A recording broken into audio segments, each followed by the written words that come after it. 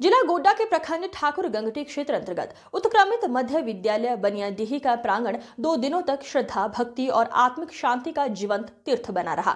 अवसर था 2 दिवसीय संतमत सत्संग के भव्य आयोजन का, जहां अंतिम दिन सत्संग में श्रद्धा अपने चरम पर दिखाई दी। दूर दराज के गांवों से आए हजारों श्रद्धालु संत वाणी में पूरी तरह लीन नजर आए। इस पावन और ऐतिहासिक आयोजन की भावनात्मक ग्राउंड रिपोर्टिंग संवाददाता राजकुमार किशोर द्वारा की गई। सत्संग के मुख्य मंच पर बिहार के मधेपुरा जिले से पधारे पूज्य स्वामी कपिल बाबा का दिव्य आगमन होते ही वातावरण भक्ति रस से भर उठा। जैसे ही पूज्य स्वामी कपिल बाबा मंच पर विराजमान हुए, पूरा परिवार हरिनाम और भक्ति भाव से गूंज उठा। उनके साथ मंच पर उपस्थित अन्य संत महात्माओं की गरिमामयी उपस्थिति ने आयोजन को और भी दिव्य तथा आध्यात्मिक बना दिया। पूरे सत्संग के दौरान संतों की ओजस्वी वाणी, हरिनाम संकीर्तन और भावपूर्ण भजनों से विद्यालय परिसर आत्मिक प्रकाश से आलोकित हो उठा। संवाददाता राजकुमार किशोर बताते हैं कि संतों के प्रवचनों को सुनते समय श्रद्धालुओं की आंखों में भक्ति की चमक और चेहरे पर अद्भुत शांति साफ झलक रही थी। संतमत का संदेश प्रेम, सदाचार, सेवा और आत्मबोध हर हृदय को गहराई से स्पर्श करता नजर आया। इस संतमत सत्संग में हजारों हजार की संख्या में माताएं, बहनें और पुरुष श्रद्धालु शामिल हुए। कई श्रद्धालु लगातार 2 दिनों तक सत्संग स्थल पर ही डटे रहे। भजन, ध्यान और संतवाणी के समय ऐसा प्रतीत हो रहा था मानो बनियाडीह की धरती पर स्वयं आध्यात्मिक स्वर्ग उतर आया हो। संवाददाता राजकुमार किशोर स्वयं भी संतों की अमृतवाणी सुनकर भाव विभोर नजर आए और पूरे आयोजन का निरंतर भावनात्मक कवरेज करते रहे। इस भव्य आयोजन को सफल बनाने में बनियाडीह गांव के गोपाल यादव, ज्ञानचंद्र शाह, प्रिंसिपल दिनेश भगत, कर्मू यादव, उचित यादव, मांगन यादव, मिथिलेश कुमार यादव सहित सैकड़ों ग्रामीणों ने तन-मन धन से सराहनीय सहयोग दिया। खबरों का सिलसिला लगातार जारी है। आप बने रहिए TTN 24 न्यूज के साथ। समझ रहे हैं, कंधे पर बैठा करके सांडली ले जा रही थी, मांडव ऋषि के पैर से टकरा गया, सूली का सजा दिया था।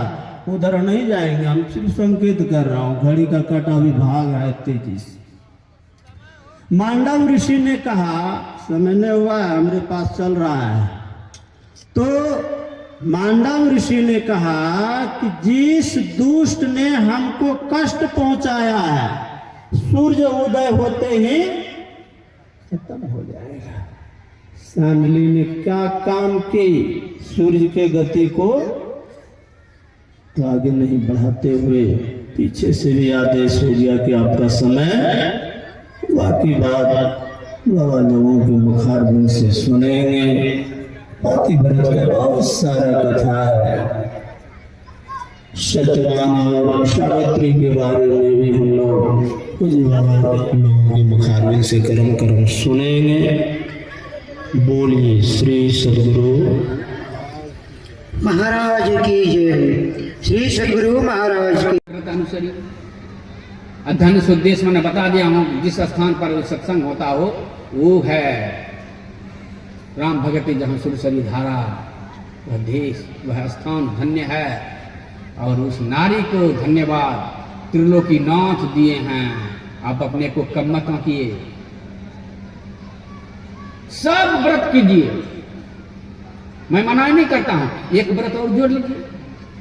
सब व्रत करने में पैसा खर्चा होगा, भूखों मरना पड़ेगा, प्यासों बर्दाश्त करना। कितना पानियों नहीं पीते हैं, दिन भर भूखले रहते हैं।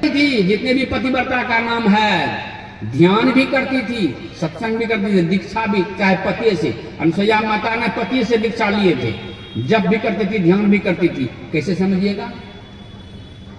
जब तीनों महारानी के मन में ईगो हुआ कि हम तो देवलोक के महारानी हैं, नारद जी को घटना घटवाना था।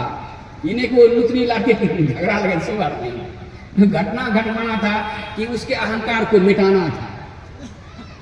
तीनों देवता के अहंकार को मिटाना था। अहंकार से सब कुछ विनसा है। अहंकार की दुखन पे मरवा। अभी मौका मिलता एक दिन का और तो मानस रोग पर भी बोलता एकदम बढ़िया से। मानस रोग की चर्चा तो जरूर होनी चाहिए। अब मन ही रोगी रहेगा तो कोई काम नहीं होगा। हम सोचे थे वही करेंगे, लेकिन सोचा नहीं, महादेव ने याद कर देता हूं। अहंकार को मिटाने के लिए जो गठिया रोग के तरह है, ये देवसिनाथ बोले वैध हुए नहीं हम तीनों रानियां के मन में वही गठिया रोग था, अहंकार, अति दुखद डमरवा, दम कपट मदमान नहरवा, साइटिका नस के रूप, ये सब है उधर। अभी मैं फिर आ गया तो एक दिन जरूर मानस पर काम रखूंगा। अभी सुन लीजिए इधर, तीनों रानी एकदम गाल फुला के कुप्पा, अब पत्नी गाल फुलाई में तो श्रीमती जब रूसे तो श्रीमान को, नहीं तो मैं क्या चली जाऊंगी, तुम देखते रहिए।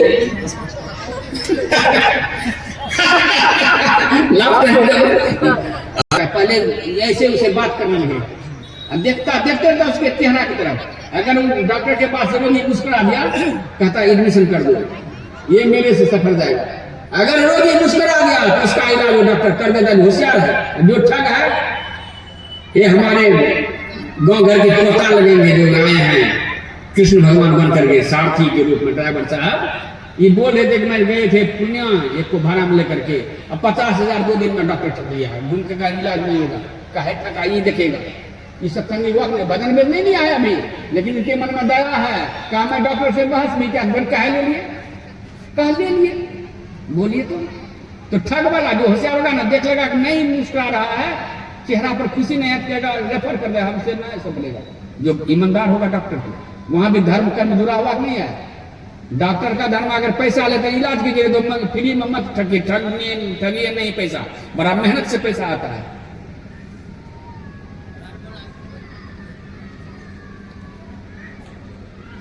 लेकिन श्रीमती जी गाल फुलाई हुई है, परीक्षा लेने के लिए तीनों चले गए, और खुद परीक्षार्थी हो गए, गए तो भेष बदल करके। कहा प्रभु हे नाथ, मनन महात्मा बन के गए थे तो महात्मा तो सब लोग के मालिक होते हैं, शिव जी तो 3 लोग के मालिक, महात्मा सब लोग के मालिक। कहता हे नाथ, हे प्रभु कोई सेवा मेरे लायक हो तो। कहा मैं बस भूखा हूं, तीनों आदमी बड़ा जोरों से भूख लगे, कई दिन से भूखा हूं। कहा भी मैं भोजन लाती हूँ, कहा वैसे नहीं भोजन करता, हम तीनों का बड़ा शर्त है कठिन। कहा कौन सा है, आदेश तो कीजिए, मैं संभवतः पालन करने का प्रयास करूंगी प्रभु। कहा बस भोजन तब मैं करूंगा, हम तीनों निर्वस्त्र होकर के भोजन कराओ। सुन करके तो आश्चर्य हुआ, गई कुटिया में बैठ करके ध्यान करने के लिए बैठ गई। रामचंद्र तब शंकर देखा हो धरी ध्यान, सती जो किन्ह चरित सब जाना। ध्यान करके देख लिया हो, निर्वस्त्र कहने के लायक आए हैं ये तीनों महाठग, कोई ठगवा नगरिया लूटल हो, ये हमको ठगने के लाए हैं। कहा इनको मैं निर्वस्त्र होकर के जरूर, मैं यदि सती हूं तो निर्वस्त्र होकर जरूर मैं इसको खिलाऊंगी, लेकिन खिलाऊंगी जरूर, पेट इसका भरना है। तो ध्यान कर ही रहे थे, संकल्प किए मने मन। देखिए मानस जप और मानस ध्यान का पैदा। मानस जप जिसका होता है, जो मन में संकल्प कीजिए, गुरु नानक देव की वाणी है, गुरु मूर्ति हृदय बसाए, जो इच्छे सोई फल। कल्प वृक्ष गुरुदेव मनोरथ सब सराय, चरणदास जी महाराज कहते हैं, कल्प वृक्ष गुरुदेव मनोरथ सब सराय। ये हैं ध्यान किए, जप किए, मने मन संकल्प किए, यदि मैं पतिव्रता नारी हूं और सपने में भी सपने में आन पुरुष जग नहीं, ये सब तीनों 6 महीना का बच्चा होगा, 6 महीना के बच्चा के सामने मार नंगो रहेगा तो क्या लाभ है। पति है ये नहीं घर में, बच्चा हो गया पल्ला में रख दिया और उनके शर्त के मुताबिक दूध पिलाए हैं। जो सारे जग के पालन करता, उनका पालन इसके पालने में हो रहा है, इतनी शक्ति आप में है, लेकिन वो शक्ति सुप्त पड़ा हुआ है, उसको तो जगाइए। कैसे जगाइएगा? पातिव्रत धर्म का पालन करते हुए किसी गुरु से दीक्षा, यदि आपका पति कोई महात्मा जैसा है उन्हीं से दीक्षा ले लीजिए। दीक्षा का कोई शर्त नहीं है, सिंह का प्रमाण पत्र होता है क्या? लेकिन संत मत की मर्यादा है कि जिसको आदेश देता वही, लेकिन नहीं, जो सदाचार का पालन करते हैं वो दीक्षा दे सकते हैं। अरिल में है ना, नहीं है, नहीं ये गुण धर गई गुरु सोई सतचित, मुक्ति मार्ग जानते साधन। मुक्ति मार्ग में सब साधन को, यदि आप घर में रह के सब साधन कर रहे हैं, आप जैसे 60 शब्द की साधना कर रहे हैं, आप स्वयं गुरु हो गए। मैं उधर इन्हीं कारणों का आदेश देता हूं, लेकिन वो जब और ध्यान के द्वारा जान गए ना, तो इसका मतलब जब भी करती थी ध्यान भी करती थी, अब पति के साथ बैठ करके सत्संग भी करती, उनकी सेवा भी करती थी। ज्ञानी ध्यानी सत्संगी और पापी व धर्म परिपूर्ण, ऐसी थी मैया अनुसुईया माता। और इसकी कहानी उधर में पूरा नहीं कहूंगा, पूरा कहूंगा तो हम ही पूरा हो जाएंगे। मेरा तो शर्त वही है अपने तरफ, जब सूर्य देव नहीं रहता है तो कपिल देव भी नहीं रहता है मंच पर। लेकिन यहाँ मजबूरी के दबाव आना है, कम से कम 6 बज पर आरती होते हैं, हमका अच्छा कोई बात नहीं है। जकरे चूल ओकरे कुल, जकरो अखे भाव तकरे दे भाव, की करिए तो ये यार हम अपने लिए इन है, अभी कल हमरे तरफ वही सब है। बस सूर्यास्त से पहले आरती लग जाता है, पक्का कुप्पा घाट का नियम में चलता हूँ। सब जगह थी नर्मदा उर्फ सरडली, 2 नाम से जानी जाती है, और माता अनुसुईया की शिष्या। जब मांडव ऋषि ने साफ दिया कि जो हमको इस सूली की सजा की, जो मैं दुख भोग रहा हूं, इस पर हिला करके और कष्ट दिया है, सूर्योदय होते ही मर जाएगा। उसने पहले गिड़गिड़ाए, हे महात्मन, मेरे पति से नहीं हुआ है गलती, भूल मुझसे हुई है, मेरे कंधे पर है। उनका लग गया, हम नहीं देखे कि इधर खुट्टा पर आप टंगे हुए थे, श्राप हमको दीजिए, मेरे पति का श्राप। कहा नहीं, जो श्राप दे जाए वापस नहीं होगा, ये सूर्योदय जो समाप्त होगा। कहा तब आप श्राप दे, सूर्य उदय होगा तब न समाप्त होगा। यदि मैं पतिव्रता नारी हूं तो सूर्य ही नहीं उदय होगा। हाँ कि ना बोलिए, ये कथा बता दे, कोनो धर्म ग्रंथ सत्य नहीं है। कबीर साहब बोले, आजकल के कबीरपंथी तो राम की निंदा बहुत करते रहते हैं, यूट्यूब सुनिए ना। उसको सन्यास हुए, साधु बनाए, भजन करने के, दूसरे का निंदा करने के लिए। लेकिन कबीर साहब बोले, वेद पुराण कहे कि झूठा झूठा जो ना बिचारा, बीजक पढ़िए कबीर साहब। वेद पुराण की निंदा, वेद झूठा है, रामायण झूठा, ये सब भी कबीरपंथी कह रहे हैं। यदि इस जरा में बैठे होंगे तो पता लग समझ गए किसके विषय में बोल रहा हूं। जिधर रामपाल गया ना, उसके शिष्यों को दौड़ा दौड़ा कर मारा है। तो ये सब निंदा करता है हमारे देवी देवता का, इसको दौड़ा दौड़ा कर मारेंगे। है अभी देखिएगा चल रहा है उधर पूरा, ये अपने को भगवान कहता है, हमारे राम कृष्ण को कहता कुछ नहीं है। वैदिक सनातन धर्म है, किसी की निंदा क्यों, किसी की निंदा नहीं करते, अपने मत को रखिए नहीं।